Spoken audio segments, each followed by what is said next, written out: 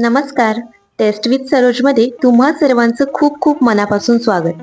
तुम्हाला देखील उपवासाला तेच तेच पदार्थ खाऊन कंटाळा आला असेल तर ही चटपटीत शेंगदाण्याची उसळ नक्की ट्राय करून बघा. चला तर मग वेळ न घालवता रेसिपीला सुरुवात करूया.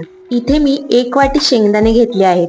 याऐवजी तुम्ही भुईमुगाच्या ताज्या शेंगा मिळतात त्या घेतल्या तरी चालेल. हे शेंगदाणे रात्रभर पाण्यामध्ये भिजत ठेवायचे आहेत. इथे मी शेंगदाण्यामध्ये पाणी घालून शेंगदाणे स्वच्छ धुवून घेणार आहे आणि त्यामध्ये पाणी घालून रात्रभर भिजत ठेवायचे आहेत. आता बघा सकाळी शेंगदाणे फुगलेले आहेत. आता आपण यामध्ये 1 चमचा मीठ घालून त्यामध्ये पुरेसे पाणी घालून कुकरमध्ये याला 3 ते 4 शिट्ट्या करून घेणार आहोत. आता या उसळीला फोडणी देण्यासाठी मी 2 चमचे तेल तापत ठेवले आहे. यामध्ये अर्धा चमचा जिरे, मोहरी, कढीपत्त्याची 4 ते 5 पाने आणि उभ्या चिरलेल्या मिरच्या घालून तेलामध्ये परतून घ्यायचे आहे. ज्या गोष्टी तुम्हाला उपवासाला चालत नसतील त्या स्किप केल्या तरी चालेल. आता यामध्ये मी अर्धा उकडलेल्या बटाट्याच्या फोडी टाकल्या आहेत. त्या देखील आपण तेलामध्ये परतून घेणार आहोत. हे परतून झाले की आपण यामध्ये जे उकडून घेतलेले शेंगदाणे आहेत ते घालून व्यवस्थित तेलामध्ये परतून घेणार आहोत.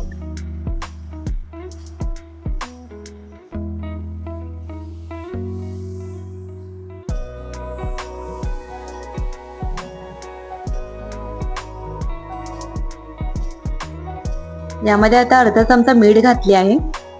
त्याचबरोबर अर्धा चमचा साखर देखील घालायची आहे.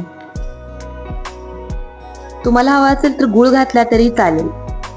आता हे परतून घेऊया व्यवस्थित. शेंगदाणा आणि बटाटा उकडून घेतल्यामुळे तो शिजवायला फार वेळ लागत नाही. आता यामध्ये लिंबूचा रस पिळायचा आहे.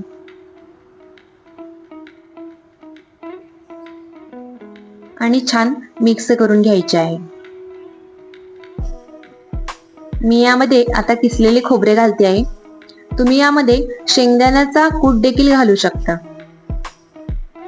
आता वरून थोडीशी कोथिंबीर घालून आपल्याला हे व्यवस्थित मिक्स करून घ्यायचे आहे. व्यवस्थित मिक्स करून झाले की यावर झाकण ठेवून आपण याला थोडा वेळ वाफ काढून घेऊ. बघा 5 मिनिटे आपण याला वाफ काढून घेतली आहे आणि आपली उसळ शिजून तयार आहे. अगदी झटपट शिजून ही उसळ तयार होते आणि खायला देखील चटपटीत लागते. तर मग ही झटपट तयार होणारी शेंगदाण्याची उसळ कशी वाटली हे नक्की कमेंट करून सांगा आणि व्हिडिओ आवडला असल्यास व्हिडिओला लाईक करा, शेअर करा आणि सबस्क्राईब करा. धन्यवाद.